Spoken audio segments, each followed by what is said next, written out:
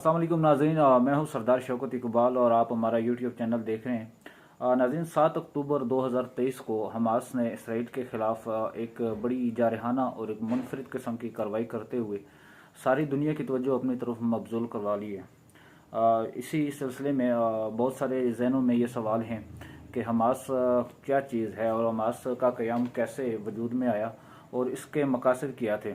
ने जो आज दूसरा तीसरा दिन है, एक जंग जारी है जो ताहाल भी जारी है, जिसके नतीजे में कोई 500 के करीब हलाकतें भी हो चुकी हैं, जिनमें 300 से ज़ायद इसराइल के फ़ौजी भी हैं और यरगमाली भी काफ़ी सारे हुए हैं। और अब तक की इतलात के मुताबिक जो है वो इसराइल के अंदर 22 मकामात तक अभी तक जो है वो झड़पें उनकी जारी हैं। इसके रिएक्शन में इसराइल ने भी गज़ा पर बमबारी शुरू कर दी है, जिसके नतीजे में काफ़ी सारी हलाकतें हो चुकी हैं। लेकिन हमारा मकसद यहाँ पे ये है कि इसराइल के ख़िलाफ़ इतनी बड़ी कार्रवाई करने वाली हमास दरअसल है क्या चीज़ और हमास का क़याम कैसे वजूद में आया। हमास बेसिकली 1987 में वजूद में आई और इनके बानी जो हैं वो शेख अहमद यासीन साहब थे। शेख अहमद यासीन ने 1987 में हमास की बुनियाद रखी। नाम का मकसद जो था वो फ़लस्तीन के एरिए से इसराइल के मुकम्मल अनखला के हवाले से था और ये मुकम्मल तौर पर इसराइल को फ़लस्तीन से निकालने के हक़ में थे और इसी सिलसिले में इन्होंने बहुत सारी कार्रवाइयाँ भी की हैं। 1996 में इन्होंने एक बहुत बड़ी कार्रवाई की थी, जिसके बाद दुनिया की तवज्जो हमास की तरफ मबज़ूल हुई थी, जिसमें तकरीबन 60 से ज़ायद इसराइली फ़ौजी हलाक हुए थे। ताहम 1996 के बाद 7 अक्टूबर 2023 को एक बहुत बड़ी कार्रवाई हुई है, जो ताहाल अभी तक जारी है, जिसके बाद पूरी दुनिया की तवज्जो हमास की तरफ मबज़ूल हो चुकी है।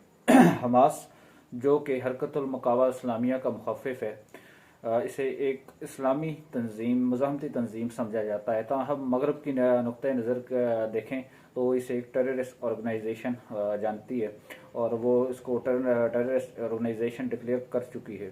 ताहम जो इस्लामी मज़ाहमती तरीक़े हैं वो इसे एक हुर्रियत पसंद तंजीम समझते हैं। इस तंजीम की बुनियाद 1987 में पहली फ़लस्तीनी बगावत के दौरान शेख अहमद यासीन ने रखी थी। हमास बुनियादी तौर पर 2 ग्रोहों में तकसीम है। इसका एक ग्रोह जो फलाई काम करता है, अस्पताल बनाता है और स्कूल बनाता है और बाकी दीगर जो है वो ग़ज़ाई ज़रूरियात पूरी करता है। इसका दूसरा जो विंग है वो अस्करी विंग है, जिसे अल-अक़साम ब्रिगेड कहा जाता है और इसराइल में हालिया कार्रवाई भी अल-अक़साम ब्रिगेड का ही कारनामा है। इसराइल के ख़िलाफ़ जो हालिया कार्रवाई हुई है, इसके बाद पूरी दुनिया एक दफ़ा फिर हमास के बारे में जानने की कोशिश कर रही है कि आखिर हमास के पास इतनी ताकत कहाँ से आती है।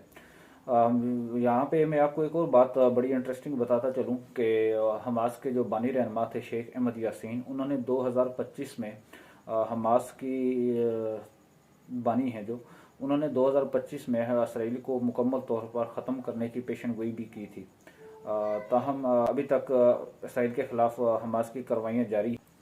अच्छा, एक और बात बड़ी इंटरेस्टिंग है जो हमास के क़याम के मुतल्लिक़ है कि एक बात ये भी की जाती है कि इसराइल ने उस वक्त की इसराइली हुकूमत ने हमास के इब्तदाई दिनों में इसकी माली मुआवनत भी की थी, ताकि यासर अरफ़ात और उसकी क़यादत में जो BLO काम कर रहा था, जो कि एक सियासी इत्तेहाद था यासर अरफ़ात की क़यादत में, उसका ज़ोर तोड़ा जा सके। ताहम इसराइल और हमास दोनों ही इस हवाले से इनकारी रहे हैं। उन्होंने कभी भी इस चीज़ की तस्दीक नहीं की, बल्कि तरदीद ही करते रहे हैं।